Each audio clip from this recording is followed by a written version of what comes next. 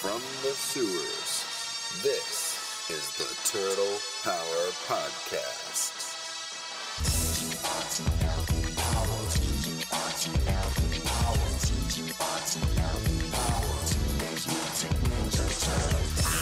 This is your audio source for all the news, reviews, and insight into the world of the Teenage Mutant Ninja Turtles. God, I love being a turtle! Now join your hosts, Brian, Alex, Awesome! and Darby. Bossa Nova! Yeah? Bossa Nova? Chevy Nova? Excellent!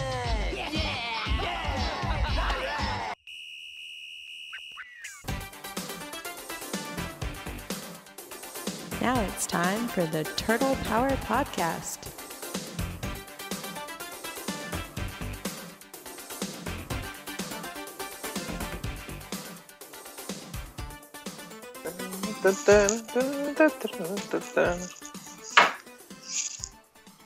Ladies and gentlemen, welcome to episode 25 of the Turtle Power Podcast.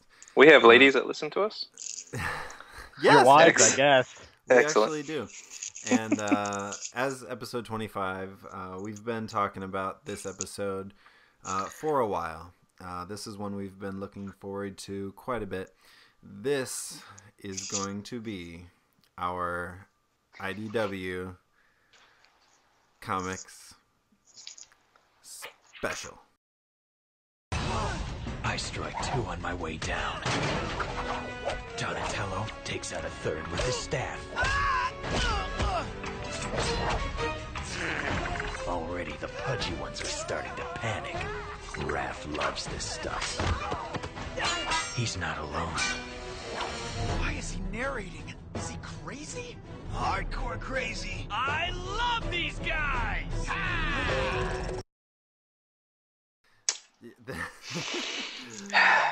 Thanks, Darb. What? The one where you guys finally catch up and actually read the freaking Yes, comics no, that I've been giving you crap for not doing the entire time we've had this exactly, podcast? Exactly. You mean that? Okay, so first let me introduce Moving on. our very special guest. Our very, very special guest. As this is a landmark episode, we wanted to have a landmark guest on.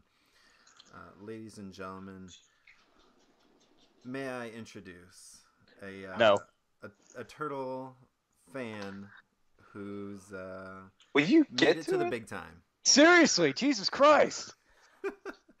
The editor of the IDW Teenage Mutant Ninja Turtles series, Bobby Curnow. Bobby, Hey. welcome to the show.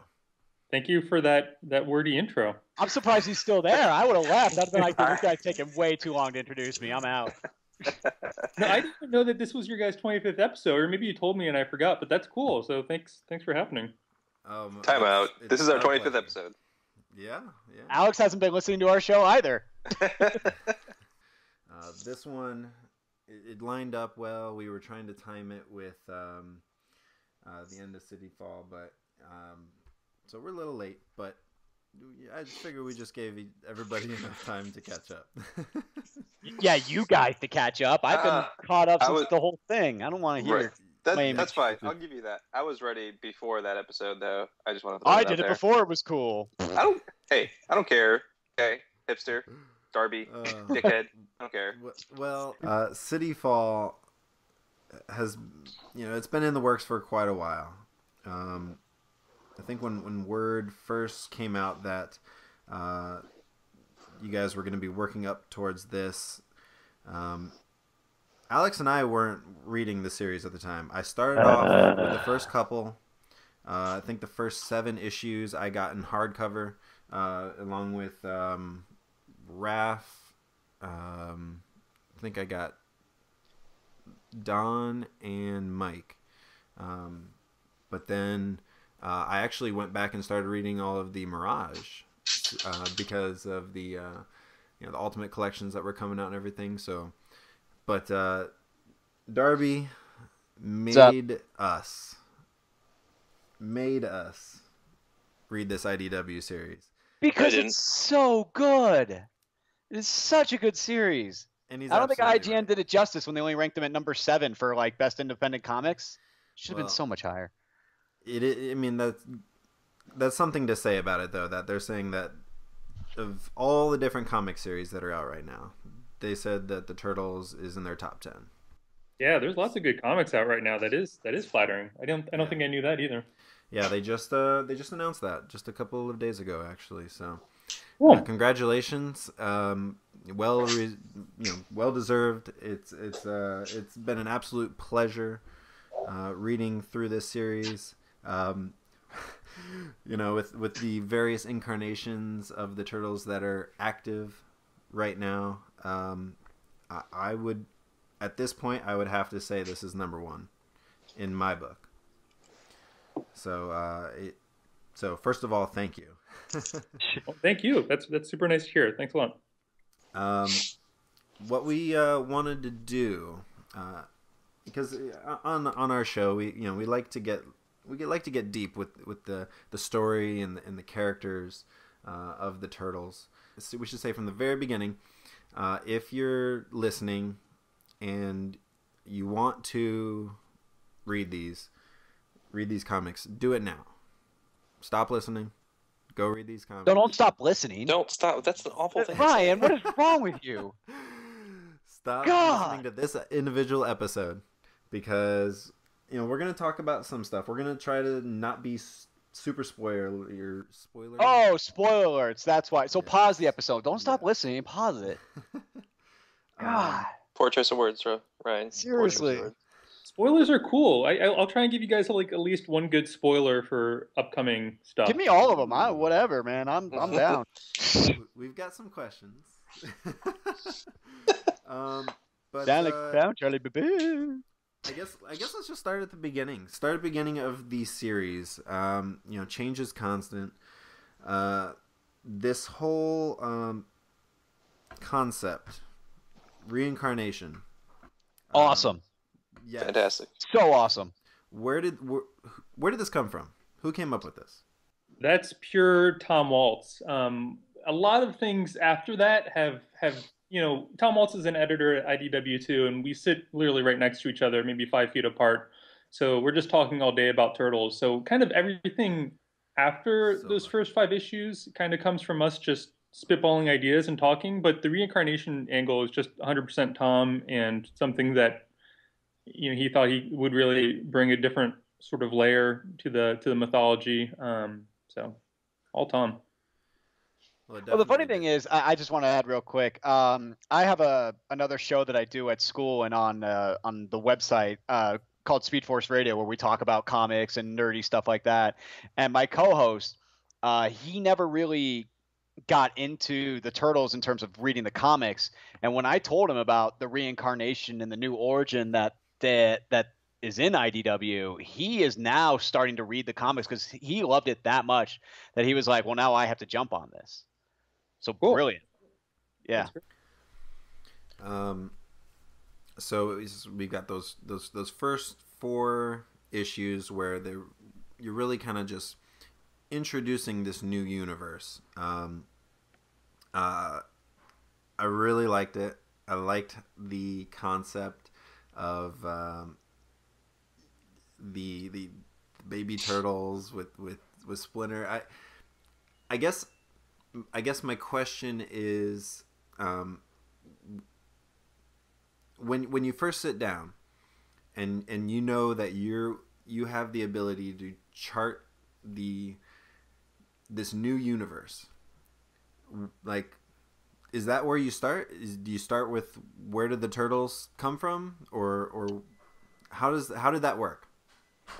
Yeah, well, with the opening issues, you have to do some sort of origin, I think, especially since the Turtles have been gone for comics for a little while. I mean, they were Mirage went up to 2009, I think, so they were still, that wasn't that long ago, but it'd been a long time since there'd been a new origin story for the Turtles. So it's got Turtles has a weird origin story, and it seemed like a good place to start. But we wanted to kind of tell a classic turtle story independent of the mythology, independent of the reincarnation twist. So we kind of wanted to have the first 4 issues, still shakes things up a bit with it not having Raph be there, but also kind of lay the groundwork for a lot of the things that are standard classic turtle things. April, Casey, some villains, Baxter, adding new villain in Old Hob. So basically, we're just trying to see how we could tell this classic story in a slightly new light that is interesting enough for it to be interesting to hardcore fans, but familiar enough that it's not totally foreign to someone who might be more casual.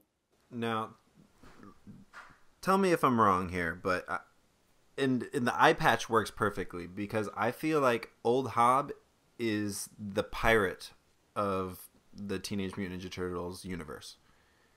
Yeah, because totally. He's a villain, but at least in as the series started off, he's the villain. I mean, he's even in the villain micro series, but the arc that he's gone through, it's awesome. It's really awesome. I mean, was that planned out from the beginning? No, not at all. At the very beginning, not much at all. At the first year, we kind of had the first 12 issues planned out. We knew we wanted to have Shredder at the end of the year. We knew we wanted to do a Mouser story, but sort of the larger, grander story arcs, that didn't really come until the second year. And I think personally we were finding our footing in a lot of ways in the first year.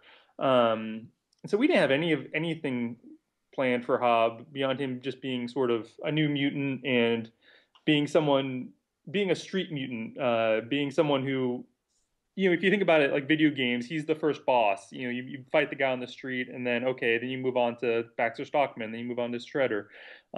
He just seemed like a good first tier villain to introduce. But as Tom was writing him, and as we sort of developed the story, he's got a great voice. He doesn't give a shit about anything, about anyone. He doesn't answer to anyone. We kind of had him answering to Baxter in the first couple story arcs, but he always did it with a lot of Baxter shot him in the face.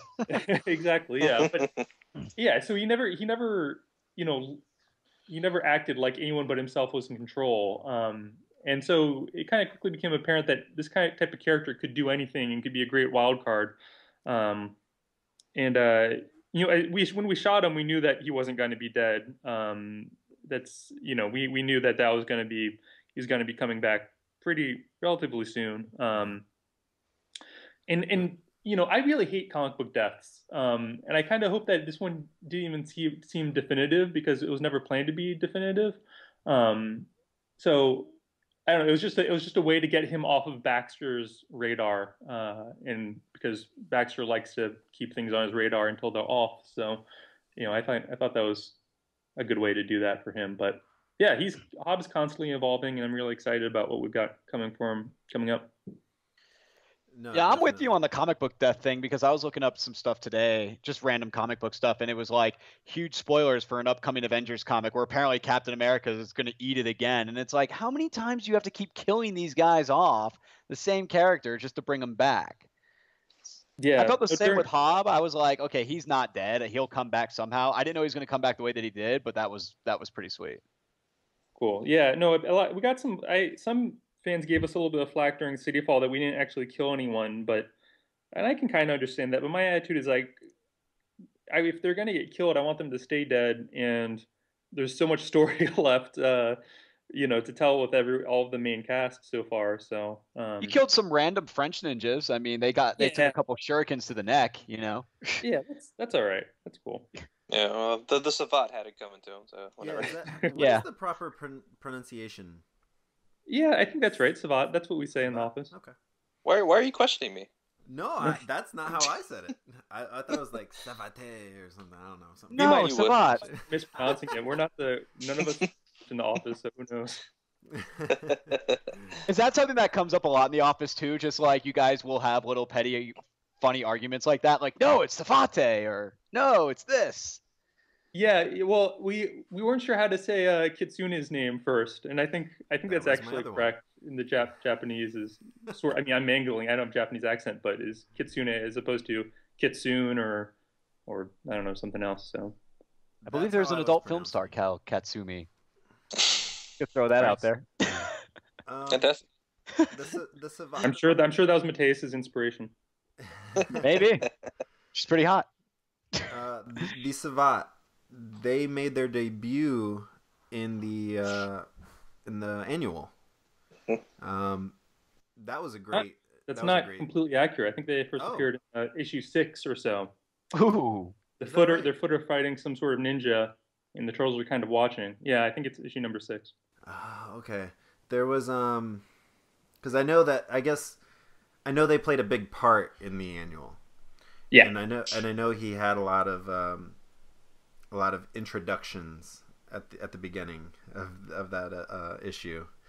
Like reintroduced Casey, reintroduced Raphael even.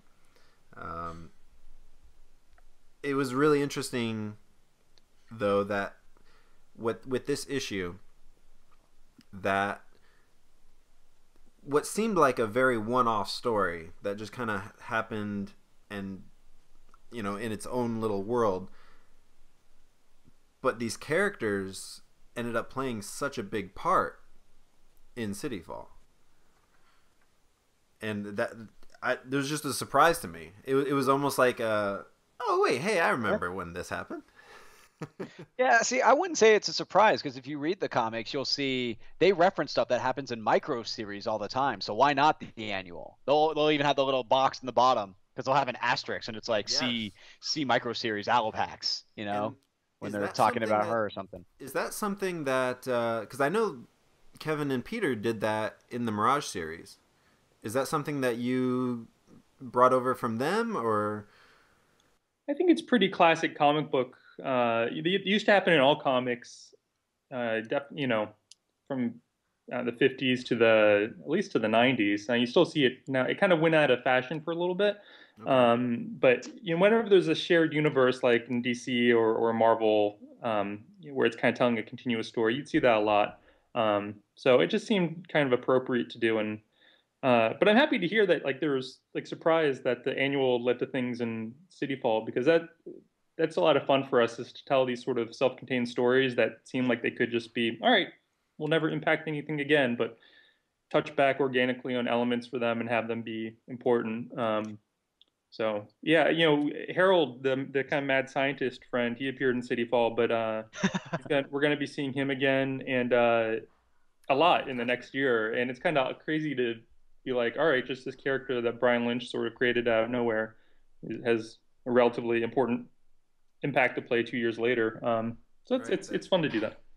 He created the Gravity Gauntlet, and that was another really cool one that showed up at the in City Fall, where the same, just like you said, where wow, hey, I remember that. And the Gravity Gauntlet was inspired by the Kirby. cover of the original Donatello micro, where he's holding a crazy gauntlet in that drawing. Yeah, when he meets Kirby. They did a 2003 TMNT, the 4Kids series, did a whole episode about that. It was good stuff. I'm the Donnie guy, so of course I know this. Yeah, it's funny. I mean, of course, we envisioned that as an homage at the time, but thinking about the Gravity Gauntlet in City Fall, I didn't even think about there's a little piece of thing that was inspired by Mirage, that was inspired by Jack Kirby. There's a little piece of Kirby walking around City Fall if you think about it in a weird way. Which I thought was great. I mean, any shout out to Kirby you can do, awesome. Yeah, and I feel like such a dummy right now. I have never realized that when Donatello is using it, Mateus draws it with him having Kirby crackles come out of there. Which I guess also Valerio did that too in the Donatello micro. I never even thought about that. I recognized that there were Kirby crackles, but I didn't think about. That's interesting. Sorry, I'm totally on a tangent, but I just charmed. No, it's fine. Tangents are fun. Fantastic. Ryan can't go on them. He can say 2 sentences at a time and then pause. Yeah, that's why I need my co-host. And speaking of our co-host, Alex actually just had to step away for a little bit, so he'll try to get back on here if he can. So, Cool. So let's see, where do we want to go with this? I guess let's just move forward in the continuity a little bit. I have a quick question though, since we're moving on in continuity. I don't know if it's too far ahead of the continuity, but who came up with turning the neutrinos into what they were turned into? Because I mean that was even my character spotlight was when I did the neutrinos. I did it solely because of how much I loved what they have become in the IDW series. Like a lot of things in after that initial period, I think it was probably, I mean, it just kind of came up naturally in conversations when we started thinking about the Krang arc. We're like, all right, we want them to go to Dimension X. When you think about Dimension X, what do you think of? For a lot of people, that's going to be the neutrinos. All right, we don't want to make them the same, exact hot rodding teens that they were in the cartoon. Hot rodding teenagers from Dimension X. Yeah. So, so we just kind of thought about, what can we do with them that makes sense for the story that we're telling right now, which is, the Turtles going into this war zone. So it just kind of organically made sense. It's pretty big departure from the original characters, but, I think that's okay with relatively minor characters like neutrinos. Oh, what you guys did for them. I went on this whole tangent about like, no, these guys are soldiers. They're not like teenagers anymore. They're like legit. Like I talked about how one of them pulled a knife on Raph from behind and was just like, yeah, I'll slit your throat if you like move. I thought that was crazy stuff that they did. Yeah. That last issue though, we had to throw out one of them saying like, "Oh yeah, Daddy-O" or something like that, just because we had to do it once. Had to do it once. Yeah, I don't blame you for that one. No, that's. I don't know if you saw it. It's actually one of my favorite memes that I've seen online lately is it's this shot where Raph is on top of the tank. Have you guys seen this? Raph's on top of the tank, and it literally says, "Get them closer. Get me closer. I want to hit them with my sai instead of just shooting them with the giant guns that are the giant barrels attached to the tanks." I haven't seen that. No, that's cool. I laughed pretty hard. I think I might have sent it to Ryan when that happened because like why is Raph standing on top of that tank in the middle of a war? Like what? Oh yeah, that's fantastic. He's just seeing what's around, what's going on. Yeah, just get me closer. I want to hit him with my sai. That was just hilarious to me. The Krang micro series, that was amazing. That was an amazing issue. That whole concept of how Krang takes over from his father, but the android body, how that was incorporated. Oh, it was brilliant. Cool. Like that was one of those where I literally laughed out loud. I've got several of those. I have a question though. When it comes to writing, because it's a big thing on our show, is how we're all fans of different turtles. Does that come up in writing a lot, where a guy will sort of want to favor his favorite turtle over the other ones, or make him look more badass, or instead of just like, well, I should have Raph do this, but Leo's my favorite, so I'm gonna have Leo do it, or anything like that? Not really. I mean, I think everyone kind of has their favorite turtle, but no one's. Occasionally, you'll hear someone who's like, I hate Leonardo, or Michelangelo is so obnoxious. But like, I think a lot of turtle fans kind of like all the turtles a lot. So it not too often. We need a turtle to stir up controversy. Raph, get in here, piss somebody off. That's what he does. Yeah, occasionally there'll be some. You'll kind of have someone who has sort of a mindset of the cartoon or of Mirage, a little bit too much, the favors a little bit too much for our particular continuity. And as we get farther along in our continuity, I love trying out new talent and new people. So a frustrating part of me is that it's harder to get people, creators who haven't sort of been involved for the past couple years to sort of understand what's going on, or get them up to speed. So that's something I'm sort of wrestling with right now, but so far we're doing okay. Another one of those does machines. The screen name that was the Donatello screen name for when he was talking. Does Machines 84, because that's the year they came 84, out. Yes, that's right. What issue was that from? I can't even remember. The Donatello micro series. Yeah, and that's all Brian Lynch, who's awesome and just a big nerd and loves to put in Easter eggs, and a lot of that kind of stuff is him. I mean, talk about Easter eggs. This whole series is full of them, and it's one of those little things where you notice it, and it just you almost feel proud that you found it. I don't know. It's or sad. Like, oh god, I get that reference. I need to go outside more. It's like when I don't know if you guys watch Mystery Science Theater 3000 or. Oh, I love MST3K. It's like most of this. A lot of times you'll have no idea what they mean, what they're saying, but occasionally it'll just be such an out there reference that you feel like you're the only person who would get that in the entire world. It's a gem that you hold close to your heart. The actual movie itself was probably my favorite one, where they watched This Island Earth. That was such a great Mystery Science Theater one. Yeah. So good.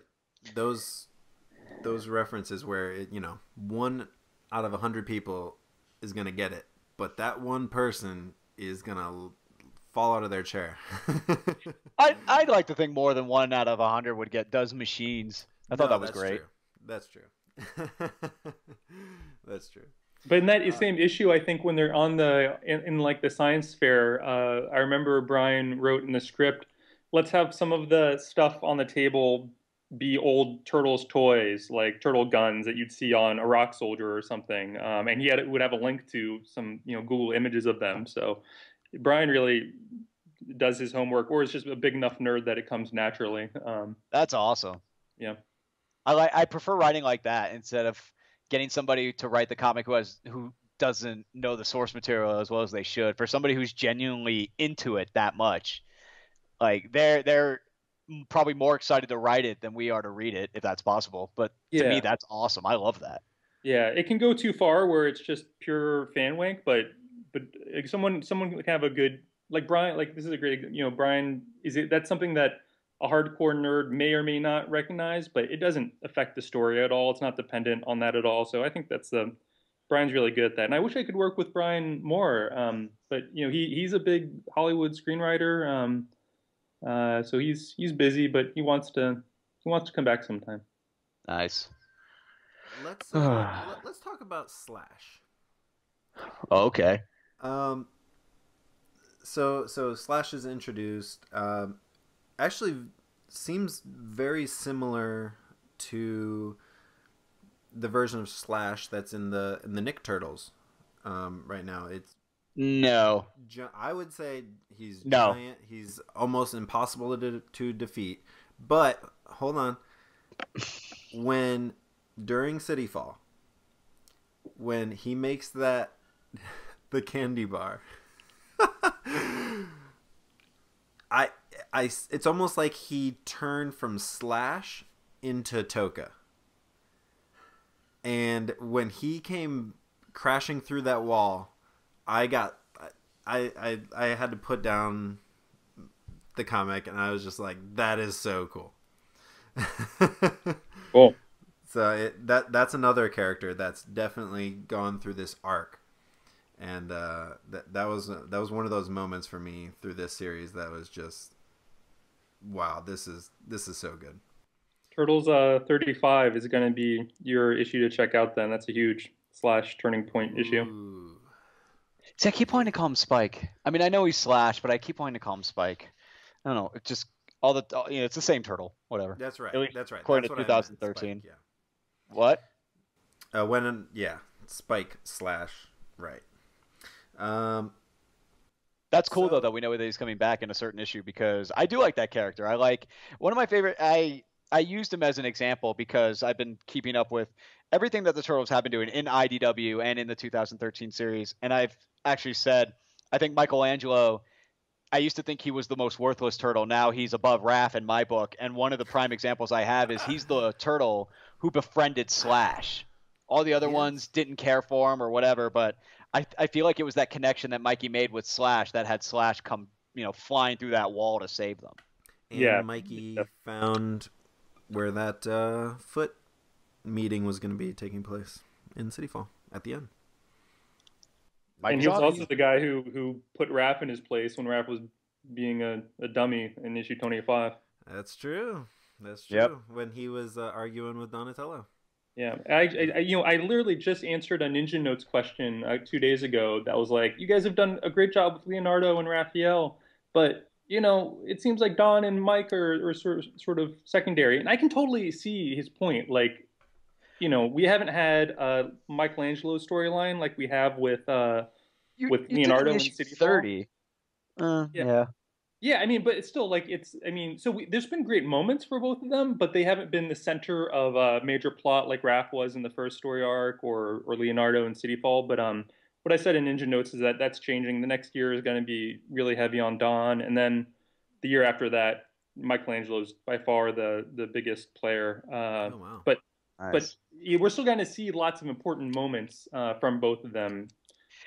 That's usually how it is with that whole, because Raph is always the one that brings conflict to the story because he's challenging Leo, and Don and Mikey are just kind of laid back, chilling in the background, and they look after each other. Like Donnie really cares for Mike. He's always kind of watching over Mikey more than the other ones. But I mean, I loved it where in issue 30, it was Mikey who brought the Turtles together when they got to Northampton. He's like, I've got this idea, and all he did was create a fire and roast some hot dogs and marshmallows on it, and that made everybody come together. And I was like, that was huge ups to Mikey for me on that one. Yeah, no, he's totally the glue that holds everything. He's been doing that since the start. I think there was an argument in like issue 9 or 10 where everyone's in the April's van arguing, and he's the one who kind of shuts everyone up. So yeah, he's an important part of the family. That's true. Mikey is the glue. You never noticed that, Ryan? Come on. I've never noticed that because he's the kid. He's the kid brother. He's like the voice of innocence. He's the kid brother. Everyone's like they got to look out for him. Yeah. That's but in a lot of ways, because of that, he's the most mature of everyone a lot of times, and he's the one who can kind of be able to. He doesn't have any ego, and he's just kind of looking out for everyone's best interest. So all the Turtles are good guys, but they're endlessly fascinating to sort of see how they play off of each other. And that is, I think, one of the things that is so special about the Turtles is that it's a perfect formula. Now, I don't know how Kevin and Peter came up with it, but it just works. I've got a theory about that, and I haven't talked to Kevin about this. I know Kevin pretty well, so I feel like I know who he is. Peter, I've only had a couple email conversations with, so I don't personally know him at all. But so this is just pure hypothetical theory, is that Peter is Donatello and Leonardo. Like he's kind of like a science nerd, but he's like very disciplined and sort of methodical and gets things done. Whereas Kevin is Michelangelo and Raphael. Kevin is definitely the party guy.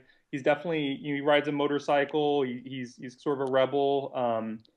But so if you kind of meld those two, Donatello and Leonardo, you kind of get Peter, and if you meld Michelangelo and Raphael, you kind of get Kevin.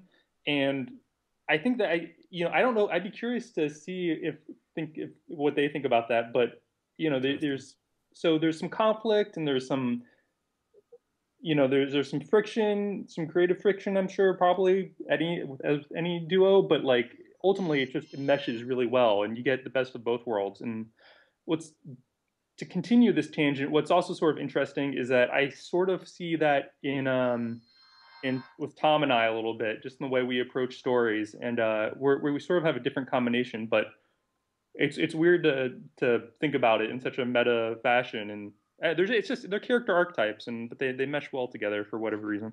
Well, it's funny that you say that because it's like with me and Ryan growing up. I mean, my favorite's Donatello, his favorite's Raphael, and I always would tell Ryan, even though he doesn't believe me, is that I'm more Raphael because I'm sort of the snarkiest one out of all of us, and he's Donatello because he's the aerospace engineer. He grew up liking technology and being into it. He's also tall and skinny like Donatello is, and I'm the shortest one out of all of us. So I'm just like, and he's like, no, dude, I'm more like Raph than Donnie. Ryan, you're an aerospace engineer who's in love with technology. You're Donnie. Get over it. Raph is who I want to be. Yeah. So you want to be me, and thank you for that. We all have a little bit of all the Turtles inside of us. So that's it. Right. You know what? Since Alex isn't here to defend himself, he doesn't have any Leo in him at all. I don't see it. Yeah, Alex. He's a Leo guy. His Leo guy. He's the Leo guy. So, by the way, I just want to ask right now, unless they answered it when I wasn't on, who is your favorite? Who are you? Who's your favorite turtle?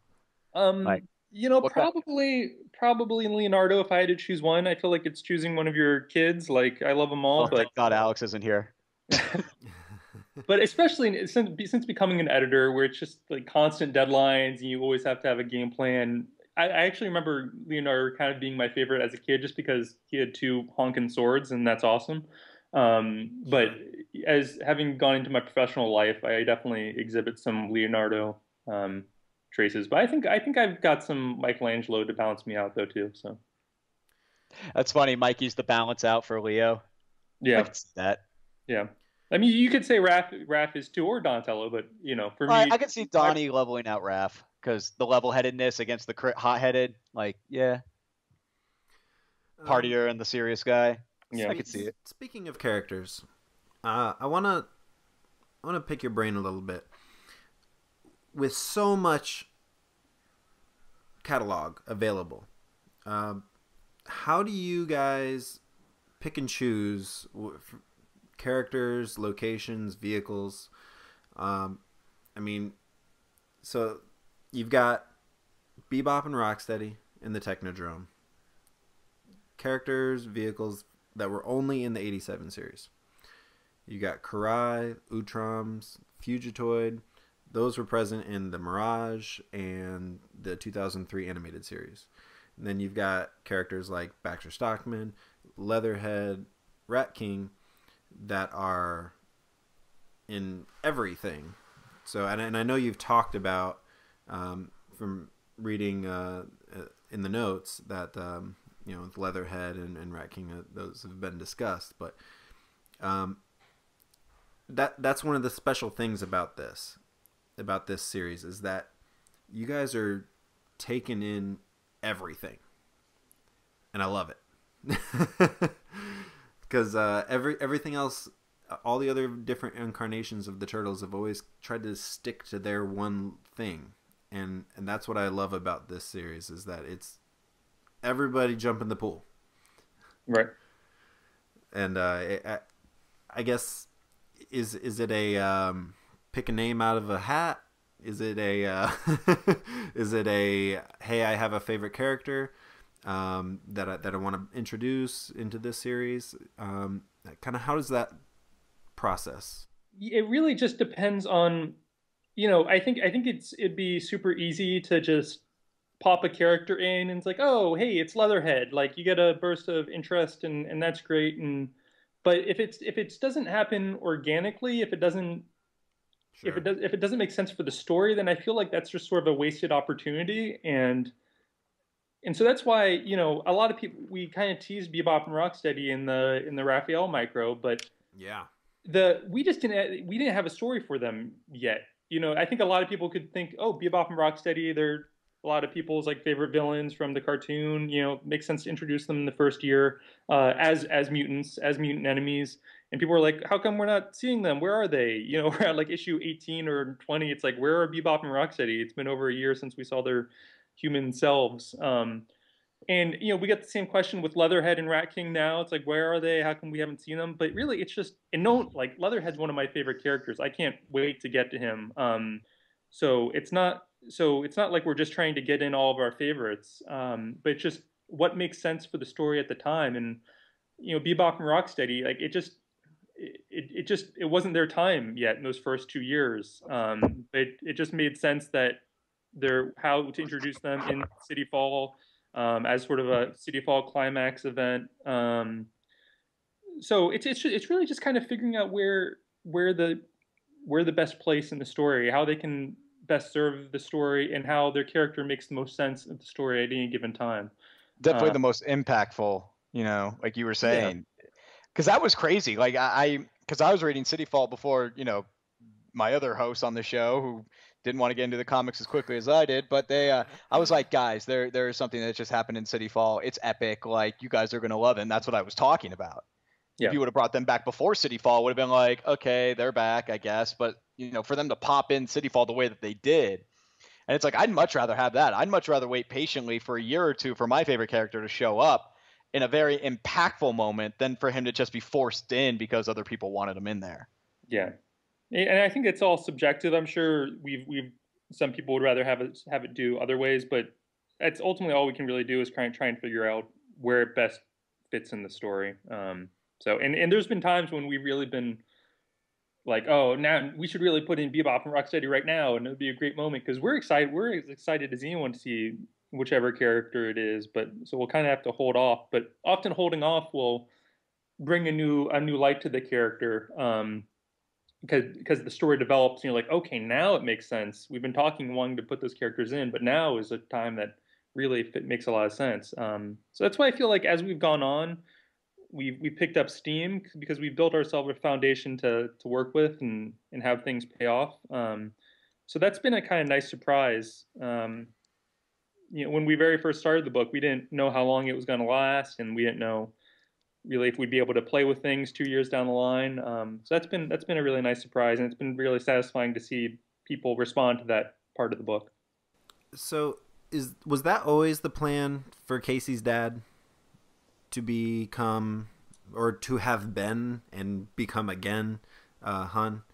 Because that was another one of those moments that was, as I'm reading the I guess it was the micro series, the Hun issue, where I'm reading it and I'm realizing what's happening, and I'm like, oh, because of different incarnations of the Turtles where Hun and Casey were, rivals but not related. Yeah, no, it definitely wasn't. We first started, we figured it out. I think around issue 13, when we were writing issue 13, around that, when Raph goes to beat up Casey's dad, Arnold and Splinter intervenes. Because it kind of seemed like, all right, that's all you can do with that character, right? Like, what else can you do with him? Then we were kind of thinking about Hun. I was thinking about how Hun sort of, in Hun's introduction in the 2003 series, he's got a connection to Casey in that he killed Casey's dad or was responsible for his death, and so that kind of popped in my head. It's like, that's Hun has a connection to Casey, so how could if we introduced Hun at a different time, what could we do there? And we're Arnold Sr. was in that scene, and it's just kind of one of those things like, that makes sense. Is there any reason not to do that? And you think about it, and it goes in your head a little bit, and Tom and I talk about it, and it's when there really isn't anything standing against it, except for maybe a very strict interpretation of the character, and it opens up a lot of narrative possibilities. Then that's one of those things where you're like, all right, that definitely makes sense. Let's do it. And what's always kind of fun is those narrative possibilities. Like, we didn't plan any of the stuff going on with Hun when we started first writing Casey's character, so it kind of feels like you just get lucky. I feel like that's one of those things I wish we could be like, oh, we're geniuses, we planned Hun from the start. And I think we can take credit for thinking of it, but a lot of it's just luck. It's just like, all right, we thought of it, cool, let's ride that wave for a little bit, and happy accidents. Yeah, happy accidents. Exactly. They're the best. So how far out? I know you've been talking about some upcoming story plans. Like, how far out do you guys work ahead? Historically, it's been for the first 2 years, we always had the next year planned. So when we started it, we had the first 12, and then when we got to the end of 12, we kind of had we kind of figured out the next year a little bit. But then pretty much then it kind of accelerated pretty much right after the first Shredder arc. We started thinking about City Fall, and City Fall's sort of gestation was, this is something I'm always happy to talk about myself, so it's something I can take credit for. In the middle of the night, it was one of those middle of the night moments. I was like, oh man, wouldn't it be crazy if Leonardo was Shredder's son, and Hamato Yoshi adopted him way back in the day in feudal Japan, and that could be like a secret source of strife. Implying that Saki and Shen were together before Hamato Yoshi came into the picture. And it seemed like we were still, we hadn't done Secret History of the Foot Clan. We still had that option, but Nickelodeon was like, that's kind of icky. That kind of presents some problems. And I can see their point of view. Part of me still thinks that'd be pretty cool, but but it also creates a lot of problems the more you think about it. But that was sort of the gestation of City Fall was, okay, what if Leonardo was Shredder's son in some sense of the word? So we went away from the the literal interpretation of it to, to that, and that entire arc was sort of formulated right around that time, after we finished the first Shredder story. And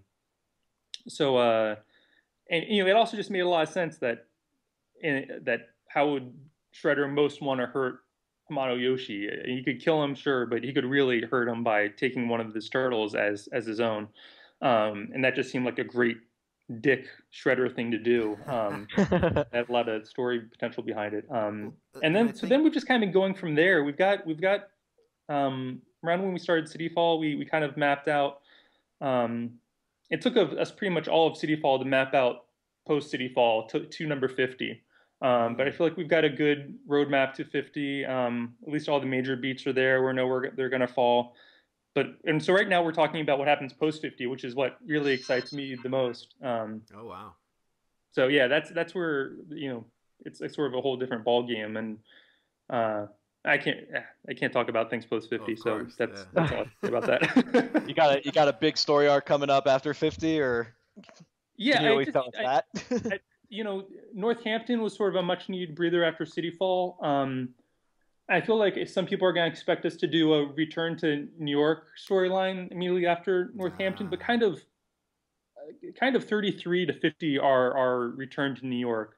So what they did in 3 issues, we'll be doing over, I don't know, 20, 25, 26 issues. So it's, I think, I forget what the original question was, but there's big stuff coming up. Yeah, just working out ahead.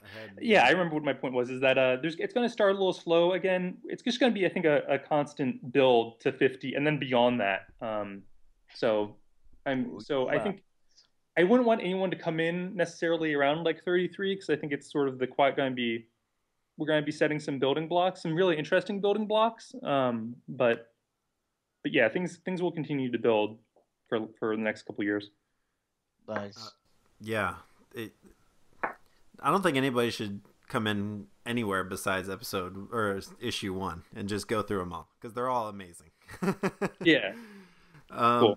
I think I know the answer to this question already, but what's it like working with Kevin?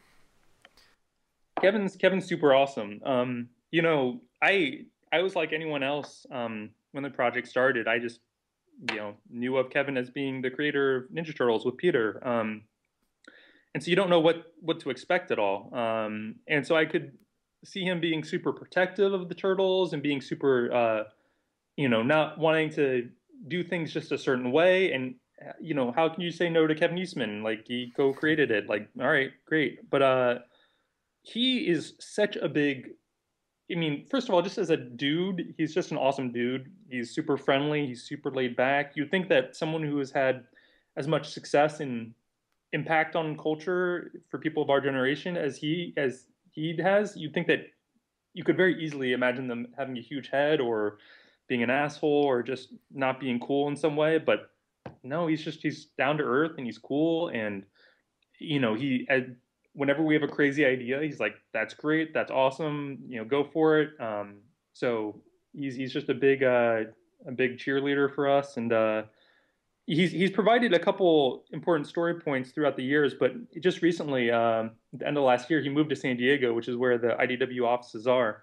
Oh. And so now we meet definitely once a month, but maybe more often than that, and just kind of talk shop, talk story. And, there's a couple things that are happening in the next story arc after Northampton that are straight from Kevin's mind, that are awesome and really, really fun to get from him.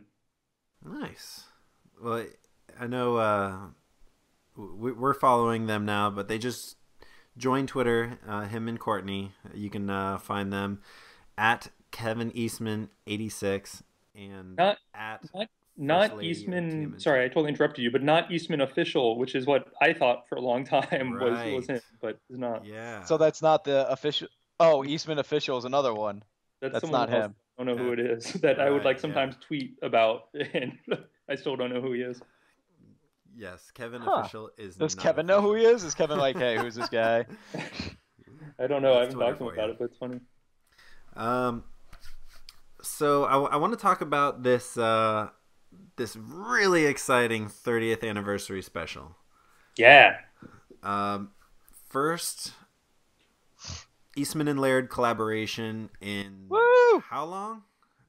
I think they did they did some sort of benefit cover where they both worked on it around like 2008, 2009, but Okay. it's the first like one of them pencils it, one of them inks it since I don't know since City at War Yeah. over 20 years. Oh no, not over, maybe around 20 years now or so, something around, like it's been a long time. I don't know the exact date. I tried to figure it out, but I asked Kevin, and then I asked him like 10 other things too, and that was like the one thing he didn't respond to. So I'm not exact sure in the exact sure, but it's been a long time. Is the point. And this is going to be a series of short stories, right? Yeah, it's going to be 5 short stories. When I was thinking about this book, you know, I very much want our continuity, our IDW continuity, to be new and different. And so I haven't called upon a lot of the classic creators um, that Turtles has done, because I wanted to preserve its own IDW, feel. Sure. But that kills me because I'm a huge Mirage fan. I'm a huge Archie fan, and I'm such, we're so in debt to those guys, and I think it's clear how much we're in debt to them just by the fact that we're using story ideas and characters that they created. So when thinking about the 30th anniversary, it just made sense that this is our opportunity to really celebrate what came before us. So essentially, we've broken it down into 5 eras of Turtles.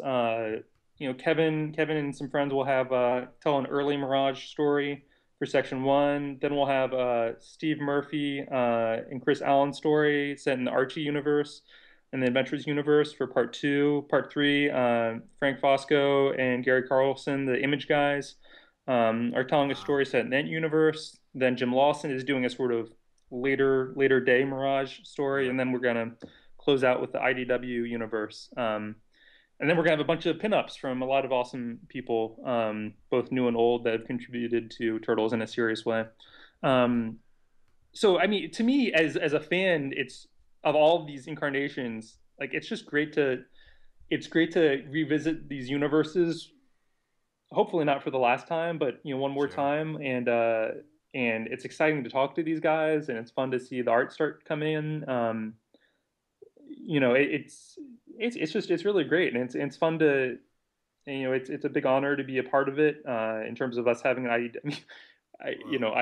I'm the one who said we're going to have IDW story, so it's not. I'm kind of forcing us in there, but I feel like we're part of the mythology, and what I'm trying to say is that's an honor, because I can just see how much everyone has contributed before us, and it's we're as Kevin says about guys like Jack Kirby, we're standing on the shoulders of giants, and Sure. Yep. Peter and Kevin always felt so in debt to those who came before them, and I feel like that just continues. There's what's great about comics is that you can trace the history of characters and ideas, and it's such a wealth of creativity that it's great to kind of see everyone at it again.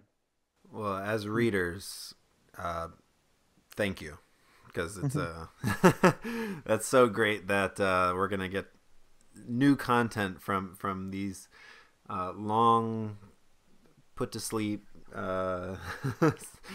universes. So and it wouldn't be right without the IDW series included in there. Absolutely. What's kind of fun about it is that there's sort of I can see in a lot of the stories a sort of meta narrative, which you need to read to, and we should talk again after it comes out, because I feel like the different ages, the different eras, the different chapters are kind of saying something about themselves and their role in turtle history. And I know we are in our story, our short story. Our story takes place early in our continuity. It kind of fills in a little gap between issue 4 and 5, where Raph is brand new to the group. Oh wow! And so for our meta story, there is sort of like, hey, we're the new guys to the group. We don't quite fit in. We're not really worthy, but we're gonna give it our all and try and make you proud, family. So it's Nice. kind of fun to see the meta history behind these stories. So in addition, as far as special issues that are coming out soon, definitely looking forward to that, and I'm definitely looking forward to the 2014 annual. With Yeah, totally. the time Me separated. too. Kevin is a little behind with that book, so I am as eager as anyone to God, Kevin, Jesus. Is that going to be black and white like the 2012 annual? What we'd like to do is that so the synopsis of it is that Renette is coming back, who hardcore turtle fans know her as sort of the ditzy time dimensional traveler, and whenever she's around, the turtles get into trouble in some place. She has the scepter. Yeah. So we're gonna have so she's gonna teleport them to this new world that's sort of a battle planet. So we're gonna have the bookends are gonna be in color, are gonna be kind of set in our normal IDW universe, and then they get teleported to a different place where we're gonna. So there's a little bit of a mixed media approach that I'm kind of excited about, which was totally Kevin's idea. But nothing's been colored yet, but in our heads it's pretty cool. So hopefully it'll turn out that way too. You just made me think of something. I really like that aspect about certain issues of the IDW series where you'd have certain artists do certain sections, and it transplanted your brain into that. So, for example, Leo, talking with his mother while he's meditating. Totally different artist, totally different art style. It put you in that, in his dream, essentially. And it was an awesome little touch that was very appreciated. Well, that was only because Mateus was behind schedule, and we're like, man, another happy really accident. Look at that. Could really help us make deadline. It looks different because it's in his dream, and yeah, exactly, yeah. So there's a couple, and like there's like a half page where Casey is dreaming of his mother, and it's like, man, we got to go to print in 2 days. Mateus could do that, but let's get Mike could help out and do that. And we're lucky, but I don't feel like that's a cheat though, because they're all people that had been part of Turtles before. CP Wilson in the Splinter Micro, Mike Henderson with the Casey Micro, and I really love with the micros. It'd make my job a lot easier if I just chose one artist, because like, all right, one person I've got whose schedule I've got to manage, one person who I have to sort of know, but I just really love different types of art a lot, and I'm a big fan of artists and different styles of art, and so that's why it's a little bit more work for me editorially to wrangle these different artists. But it was important to me that we get some different artists on the book for the micros, and it's been great to see them, influence those little pages. In the case of Ross Campbell, he did 2 micros, and now he's doing the Northampton arc. So it's I don't know. I've been really lucky that everyone loves Turtles, and a lot of artists love Turtles. So everyone brings their A game. I never have to be like, hey, do a better job because you're phoning it in, and because no one is. Everyone just wants to draw awesome Turtles. So that's been nice. Yeah, it's been great. I mean, we could go on for hours here. I mean, we can talk about the infestation. I know that was actually one thing Alex wanted to talk about, but sounds like he's not going to be able to come back. But I can say, about infestation that will make him happy is that Tristan Jones is it's not what I'm sure fans of Tristan Jones writing want, but it's something. He's going to be doing a pinup for the 30th anniversary, so that's cool. And Mark Torr is the artist of Infestation. I just asked to do a new cover for a brand new that will feature a brand new major character in number 36. So, and the concepts the cover concepts I've seen last week are really awesome, like just super cool. So I'm excited for people to see that. So both those guys are still around and still helping out with Turtles. When you say brand new major character, do you mean a new one that you guys have created, or a character we're familiar with that will become new to the story? The latter, a new classic character. Nice. Okay, so someone we know. Yeah, exactly. Yeah. I mean, solicitations went out that 34 is going to be the introduction of our Metalhead, so that's a big thing. And then nice, I love Metalhead. And then 36 we haven't revealed who, but we'll be revealing a new major character in 36. So when will you be revealing that? I probably in another. I think the solicitation for number 5 probably hits in a couple weeks, so it's probably like 6 weeks from now or something. But it's one of the major ones, so that probably narrows the list down to like 3 or 4. So it's one of them. Let's have to guess Mondo Gecko. He's pretty major. Or Napoleon I will tell you that we will be seeing Mondo Gecko. It's not Mondo Gecko, but we'll be seeing him sooner rather than later. Before. Look at that. Yeah, definitely before 50. I'll say that. And Mondo Gecko. Mutagen Man. Yeah, I'm gonna guess Mutagen Man. Man, I'm sick of being right all the time. We just had the X-Files crossover come out. You guys are doing all the Mirage reissues.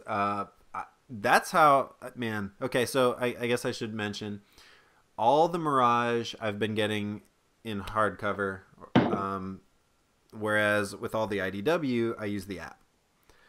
And I love using the app because, well, one, I get to have them with me wherever.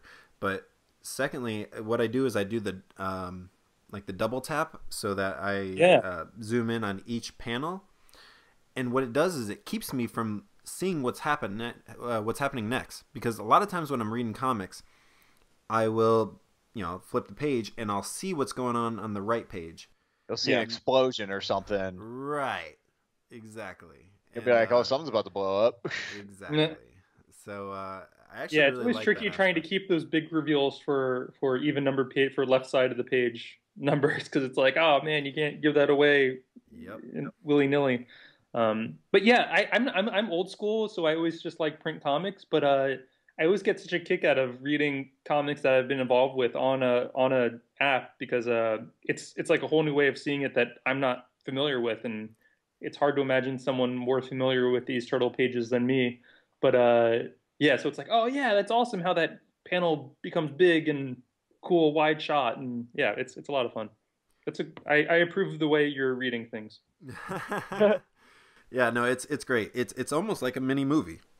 Yeah, totally. I mean, essentially is what it is. Where it'll zoom in, like if it's a big full page, splash page, where it'll zoom into certain parts of it, and then it'll open up and show you the whole thing, and it's great. So with Mirage, we've got almost the entire first volume covered. It's been re-released. There's been a couple of issues that didn't get reprinted. From my count, they were issues 18, 24, 25, 26, 30, 31, 35, 36, and 41. Two of the, I guess, there was The River, which we talked about before we started recording, and Soul Winter. Those 2 3-part series. Just wondering if there was any reason why certain ones were skipped over or not. Yeah, we're gonna see Soul's Winter. We're gonna reprint that. That kind of came out in a weird. I don't remember the exact issues, but it was like the first issue was like Turtles 29, and then it was continued in 34, 35. So it's like that kind of allowed us to be like, all right, we can't possibly collect this in a sensible way, like in terms of exact issue order. So that gave us a little bit of flexibility, and people really dig that story. So we're talking about reprinting it in a sort of slightly different format, but that is going to be reprinted, I think, before the end of the year. Cool. The River, it just seems like we can't. There's some discussion about ownership of the stories. That's what I was thinking. Yeah, I personally don't know how much I'm at liberty to talk about it since it's sort of a sensitive issue. So there's no real plans to reprint that anytime on our publishing schedule at the time. But it's I think anyone who's read that story loves it. Definitely go seek it out if you can. It's a great turtle story.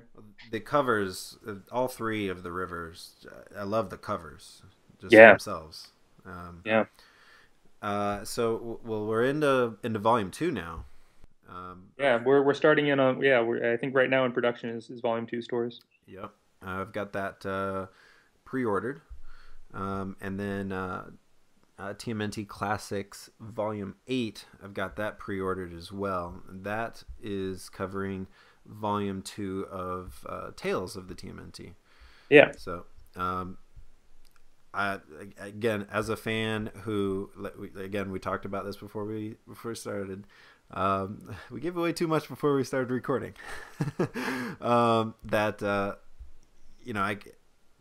The three of us, we came up with the Turtles.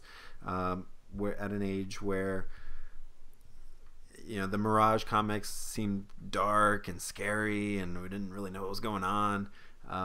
But then as an adult, I have a whole newfound respect and love for that series. So it's been great to have this outlet to be able to acquire these.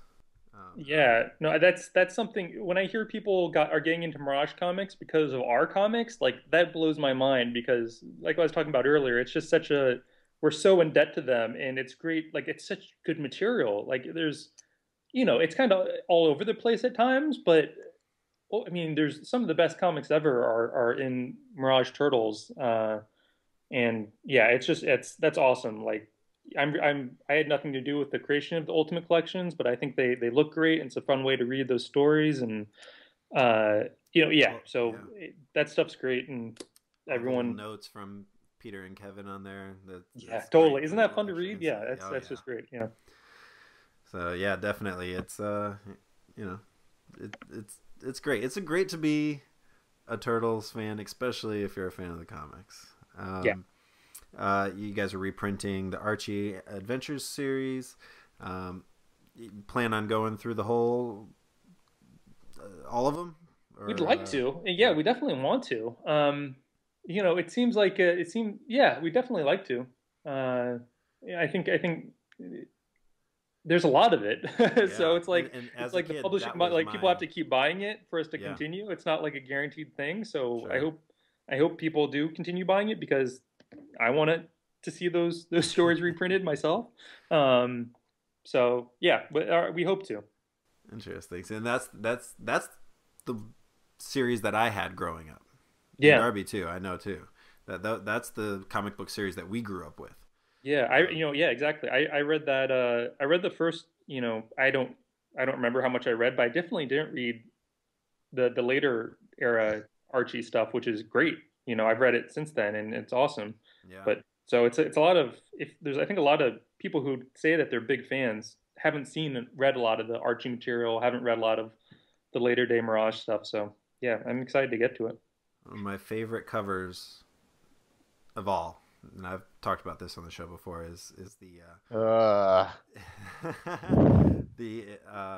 in his spandex pants. We know. Yes, when they're riding the giant loggerhead turtle, and Raph's wearing his black wrestling pants because it came after the Intergalactic Wrestling Federation storyline. So I like how we just continue to wear that for no real reason. Yeah, I think they talk about it. They never even question him. They're just like, okay, he wears pants now. Yeah. I've thought about it a couple times. I think if there's somewhere where we can incorporate something like that. There's no plans to anytime anywhere near future, but it's so cool. And if you do an Intergalactic Federation, like Wrestling Federation, please have it in there where they're like, Raph, why are you still wearing those? Totally, yeah. Raph, we escaped them like 4 months ago. Why are you still wearing those pants? Yeah. Can you please just promise me you'll put that in there? Cuddly the cowlick. Yep. Cuddly the cow. God. It's been fun to see Steve's script for the 30th anniversary. It's fun. It's unexpected, and it's a fun little story. Can't wait.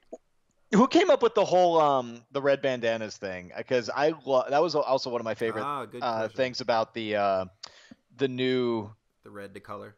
Yeah, how red was was Raphael's favorite color, and they wore it because it was his favorite, and they were looking for him.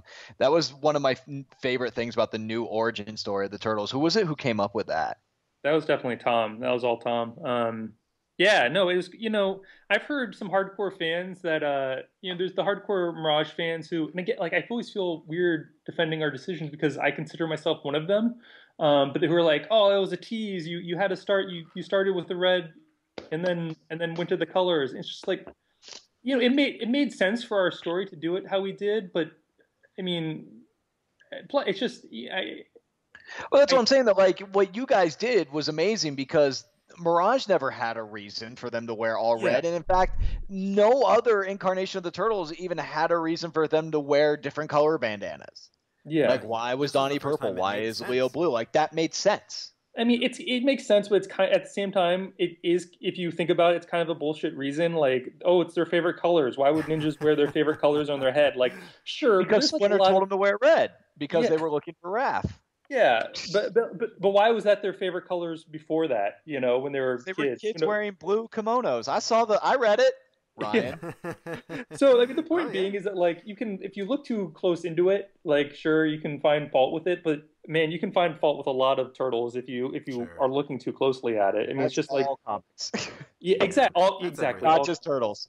Exactly. So, I mean, it made sense. It felt like a way for us to, because we wanted to honor the original Turtles and have them start off in red, but you know, it just made a lot of sense for us to sort of identify them as characters and have them have those mask colors after that. And I thought we did it in a somewhat interesting way that wasn't just time to, Well, I mean, you couldn't just have it be like, well, hey, why are they like the 87 series? Like, hey, why are they different colors? Well, see, we want to sell toys, and well, if they all have the same color bandanas, they're not going to sell that well. Yeah. So for you guys to give like a real credence to it, even if it is just like, see, it's not even that it was their favorite color; it's their favorite color from when their past lives. Like that was before they were killed by Shredder. Yeah, horribly murdered by Shredder in front of Splinter before he was himself horribly murdered. And that's the thing too. I pointed out when I was telling my co-host on my other show about like, no, you have to read the IDW series because it actually is pretty adult. Like when, like in the City Fall storyline where when Shredder just straight up runs through Casey Jones, I was like, holy crap. Yeah. So that was awesome. That was something that we're just like, all right, we need to. Does he die? Yeah, we need to establish that Shredder's not messing around and. You know, that's what I was kind of talking about earlier. That people were like, "Oh, I had a retailer talking to me like, you should have killed Casey. That you would have sold so many more comics if you had killed Casey there." But it's like we've got so much story left to tell with Casey, and we tell the story point we want to tell that Shredder's not messing around without killing him. So, you know, it's one of those things where it's just like, all right, we need to do something big, but. So that's one of those. You know, I think there's too much comic book death, and it's done for shock value too much. When like I feel like you can have the same effect. And not quite go there quite as far a lot of times. I mean, some characters will die in our universe, but you know, my point being that it was a big moment. It was fun to see Mateus drew that so well. So no, it's like you said, like it definitely got the shock value across. Like I didn't think Casey was gonna die, but still, when he did, I was like, holy lord! Like that's when I was like, okay, this Shredder has now become like the second most evil incarnation of any of the Shredders I've seen. Yeah. Because I still think Utrom Shredder's the downright the most evilest one, but like then this one was just like, okay, this guy just went above like all the other Shredders to me, like above the movie Shredders, above the cartoon well, except for Utrom. But you get what I'm saying? Like, yeah, like you said, he's not messing around. He will just straight up kill you if he gets the opportunity to do so. Yeah, and you know, I know some people. I heard some criticism that people. In our first Shredder story arc, that the Turtles were able to beat him, you know, without too much trouble. And my response to that is that read the Mirage comics where he dies in the first issue. Yeah, I mean, well, there's that. Also, you know, he was not prepared to see his ancient enemies reincarnated as turtles and attacking him at that moment. But now that he knows that, he's going to come in with a different ball game. He's going to be prepared, and he's going to, you know, like he sounds a whole lot like that Batman with prep time can beat Superman argument. Yeah, well, exactly. But I think it's total. No, I think that's bullcrap.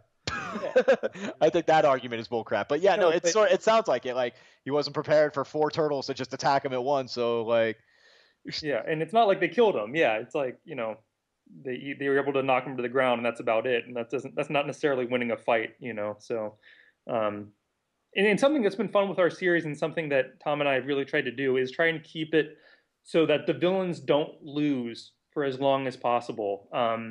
Because, you know, no one's really lost. Even Baxter, who's kind of been moved around to different places, you know, he hasn't been defeated per se. Krang hasn't been defeated. Shredder certainly hasn't been defeated. They haven't had their way perfectly, and they haven't killed the turtles. They haven't succeeded perfectly, but they're moving forward in their goals, and I think that's sort of an interesting way to. Things have gotten worse and worse for the Turtles, so that creates interesting drama, and another way that I think we benefit from the longer the story goes on.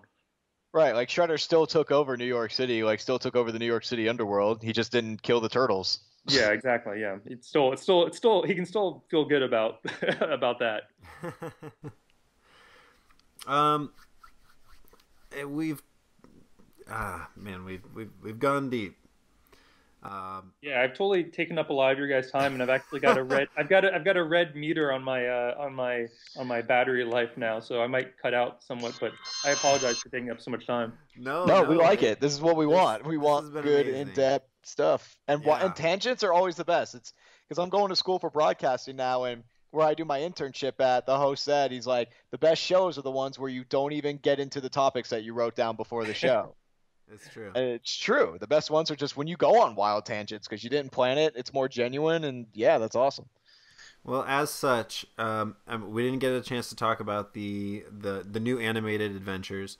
You guys have the microcomic fun pack line going to be out. You did talk to us a little bit about what we can expect. I don't know if you can talk about this, but are you guys going to have any movie adaptation? No, there's no plans to right now. Okay. We Tom and I actually took a road trip to LA to read the script, which I can't talk about, obviously. But it was funny. During that road trip, we planned out everything that was going to happen in Northampton. It was great. It's very rare you get to take road trips with your creative partners, and so that was kind of fun. No, there's no the Turtles. It's not a secret that the Turtles movie is telling an origin story. It just didn't. It didn't feel like we had much to add at the time without it seeming like just a cash grab. So we don't have anything planned as of now. So we like to have all of our guests take the great Turtle Power Podcast. Turtle Power Podcast questionnaire. That's tough to get. He's already answered one of the questions, yes. Though. Didn't mean to jump the gun on that one. That's all right. So, very quickly, how did you become a fan of the TMNT? I'm 32, so I grew up right when the cartoon was hitting big, and 80% of males my age, I was a fan of the cartoon. So that was my first exposure. But as I got kind of older, as I sort of became 10, 12, I still liked the Turtles, but I wasn't, so much into the cartoon. But that's when I got into the Mirage comics.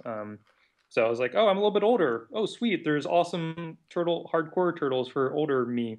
And I think for me personally, being 12 years old, being that perfect angst preteen state was a great way to be introduced to Mirage Turtles. So that's how I got in. So you said Leo was your favorite turtle. Is he your favorite character overall? Oh, man, I don't know. My opinion is, I don't know.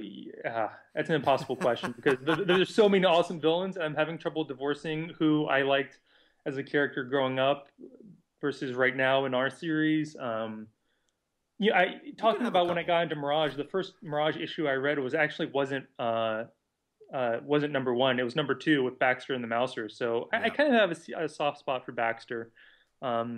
But I love Old Hob. Old Hob is so much fun to work with these days. It changes monthly. Yeah, Old Hob's fantastic. Favorite incarnation of the TMNT? That's not your own. We should probably put parentheses that say that's not your own. Well, clearly IDW is the best one out of all of it. So whether it's comic series or animated series or movie. When you add, I think, I love all of Mirage, but there's some inconsistency in terms of just approach. So it's hard for me to say all of Mirage just because that encompasses so much. But I think the first year of Peter Laird Mirage comics is the best. I mean, they cover so much ground, and it's so awesome, and everything comes from that. So fantastic. Most underappreciated aspect of the TMNT? Oh man, I knew you were going to ask that, 'cause that's a great question, and I have no idea what I should say. No, I those mean, are good though. Then you that get is a tough one. you get genuine reactions. yeah. I mean, there's a couple ways to think about this question. I think there's one way that, I think people who aren't turtle fans aren't aware of the family aspect of turtles. I think they just like, oh, they're like funny ninja turtles. It's weird. They tell jokes and they fight. Cool. But this isn't news to any Turtles fan. But the fact that it's really rooted in the definition of what a family can be and how far a family can be pushed in all sorts of ways, both from external threats and both internal conflict. So that'd be my big broad answer. It's a good one. Yeah, in terms of just like weird turtle things, I don't know. I'm itching to get to a pizza face story. I don't think we'll get to it until like our like 8th year or something. But pizza face, wow, is the weirdest. There's so many weird. No, wait. Which pizza face is he gonna look like? Is he gonna be the chef that's really messed up looking with the? Yeah, well, that's my pizza face. So there's other ones where he looks completely different now. Yeah, no, that's my pizza face, and there's so many other weird characters, from the cartoon line that never even saw, weren't even really any other incarnations. So those characters are fun to me. That seem so ridiculous, but they're blank slates. Now, because you said that, I have to ask: do you think you're gonna squeeze them into IDW? Like, hey, nobody's ever done Pizza Face outside of it being a toy. We need to put him in. Yeah, well, I'd love to. I mean, we've got a character named Woody, and Woody isn't going to be Pizza Face, but he works at a pizza shop. Like, why not? It's nothing like it's such a silly concept. I would want to do it like years and years from now, just when we've like got a lot under our belt. Clearly, we've jumped the shark, guys. Let's exactly. try something like this. Jump the shark. I know how we'll do it. So when Pizza Face shows up, that's when it's like, oh, okay, I'm done. Yeah, okay, yeah, exactly. I'm excited to get to that point where we jump the shark, where it's like, man, I'm done with turtles. It's been 18 years. Let's have Pizza Face. And then, it's funny.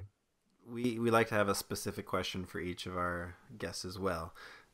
So for you, your favorite non-IDW TMNT comic issue or storyline?